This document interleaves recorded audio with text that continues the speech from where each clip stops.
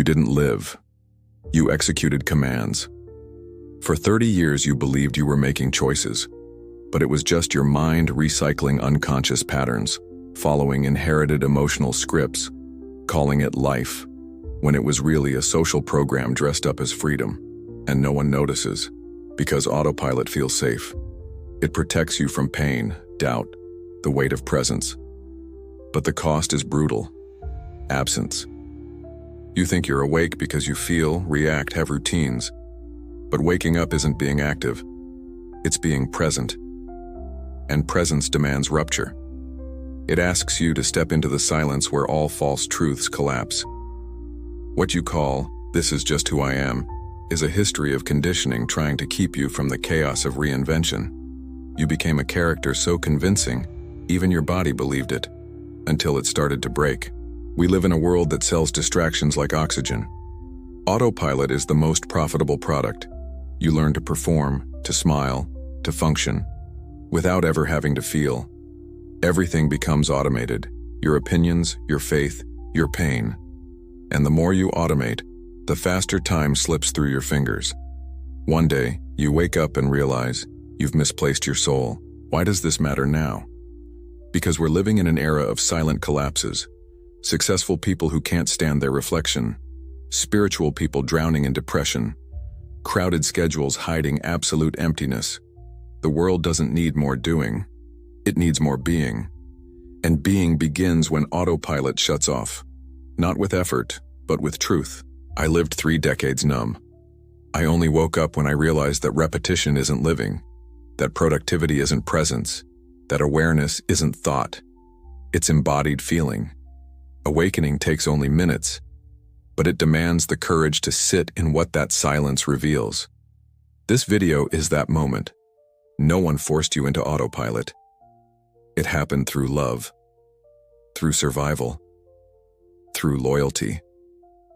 You learned to obey before you ever knew what choice was. Every "don't cry," every "don't say that," every "be strong" built a functional mind, but one emotionally amputated. You called it maturity, but it was only disconnection dressed as growth. School sealed the program. There you learned to compete, conform, memorize, but never to pause, never to feel, never to ask, "Does this even make sense to me?" The system doesn't want awakened humans. It wants emotional workers, obedient consumers, spiritual performers who meditate but never touch their inner wounds. So autopilot became a virtue, productivity, a religion, feeling deeply, a liability. Your family deepened the code. You sensed that fatigue annoyed people, that questioning meant you were ungrateful, that wanting more than the script allowed would cost you connection. So you smiled without joy, agreed to avoid conflict, called survival life. And without realizing it, you trained your body to respond the same way, again and again. Then spirituality joined the performance. It taught you to vibe high, but only if it looked good. To seek peace, but not if it made things messy. To meditate, but only at a safe distance from your real pain. You became aligned on the outside and fractured within. Spiritual autopilot is the most dangerous kind. It convinces you that you're awake while your soul begs for rescue. You're not lazy. You're not inconsistent. You were trained not to stop. Because when you stop, you feel. And when you feel, you break. And when you break, you threaten the system. Autopilot is your ego's last defense against freedom. Because freedom asks for something unbearable to your old self. Presence. You didn't get lost. You got divided. To fit, to please, to survive rejection, you split into versions. The competent one, the calm one, the understanding one. And behind each of them, there was an unnamed pain. Autopilot isn't just mental, it's vibrational. A containment field that blocks access to your essence because the real you might destroy everything you've built on the character you've become. Shadow is born the moment you learn that certain feelings aren't welcome. When anger gets buried under maturity. When sadness is swallowed so you don't bother anyone. When doubt is coded in spiritual platitudes like "trust the process." Slowly, You stop feeling, stop asking, stop showing up. You start existing at a tolerable frequency, acceptable, predictable, numb. But the soul can't survive that for long. Your body always knows first. It tightens, it aches, it burns out. Because carrying multiple versions of yourself consumes energy. Energy that should fuel your presence is wasted sustaining the theater. The exhaustion you feel isn't from what you do, it's from what you hide. Every mask has a weight, and when they're all active, the system fails. You think you're in control, but fear runs the show. Fear of disappointing, fear of losing love, fear of realizing everything you built came from someone you're not. That's why you hesitate to speak, over-explain your feelings, override your intuition. Not out of weakness, but out of fragmentation. Each time you betray your truth, another part of you disconnects. Autopilot is the soul's sedative. It protects you from the grief of being incomplete, but it also keeps you from the power of being whole. And as long as you keep functioning from a performative self, the world will only reflect that performance, never your essence. Because the universe doesn't respond to what you want, it responds to what you embody. You believe you're in control because you choose what to wear, eat, post. But freedom isn't about options, it's about presence. And what you're living now is a programmed choreography between stimulus and response. You move, but don't feel. You speak, but don't hear. You choose, but only repeat. Because Autopilot knows how to wear the mask of autonomy. We live in an age where even awakening is a performance. Productivity is virtue. Routines are sacred. Meditation is mandatory. You follow it all, thinking you're evolving, when in truth you're just updating the original programming. Instead of obeying out of fear, you now obey for image. But the result remains: disconnection. The false freedom you've embraced is built on goals, habits, and emotional control. It's the cult of discipline with no soul. You wake up early, read the right books, avoid low vibes, but inside, you're still numb, because you're still obeying a version of success that was never born from you. You've only switched prisons, from chaos to a polished cage called conscious living.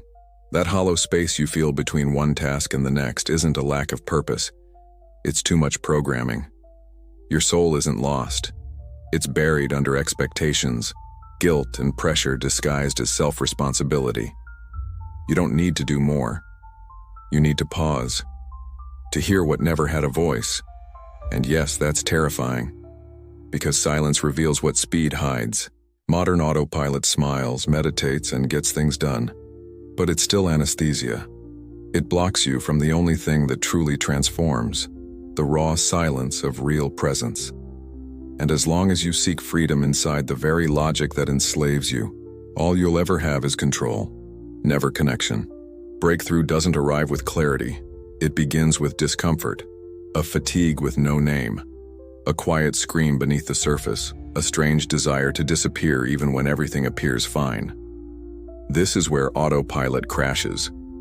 You press the button, but nothing runs. The system stalls. Old strategies fail, and from that glitch, life begins. You don't wake up by doing more.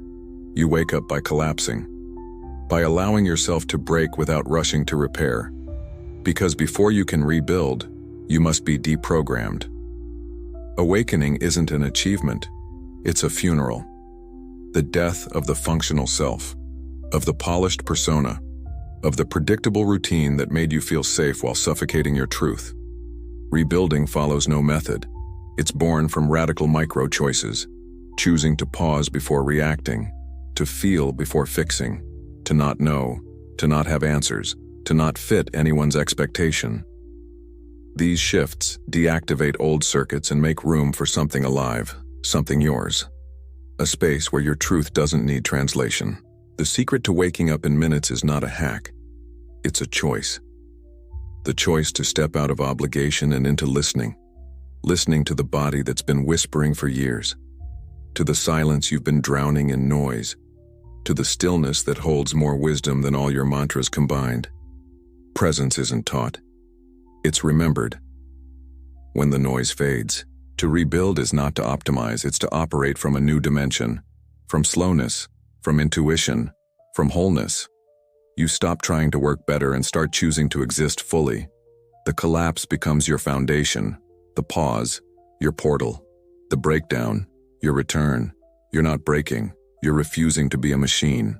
There comes a moment when everything slows down, the mind softens, the body exhales, time shifts, and suddenly you realize you've always been here, but you never inhabited yourself. You always breathed, but you never felt it. You always existed, but you never vibrated. Autopilot wasn't a habit, it was absence. And now, for the first time, you're coming back. Waking up doesn't feel like fireworks. It feels like truth. Like being fully here even without knowing what's next. Like letting go of control and feeling safe inside your own body. It's simple, but not easy. Because your mind will want to return to speed, to fix, to solve. But your soul doesn't want solutions anymore. It wants coherence. Life begins when narration stops and listening begins. When every movement carries weight. When your hands touch with presence. When your gaze meets without defense. You don't have to change the world, just exist fully in it. Because the most radical change isn't external, it's vibrational, and it begins the moment you decide not to go back. I turn off autopilot. I return to my body. Comment below. I turn off autopilot. I return to my body. Share this with someone who lives but hasn't yet awakened. And if you're ready to keep reprogramming your presence, subscribe now. Living is not functioning. It's remembering how to feel everything again.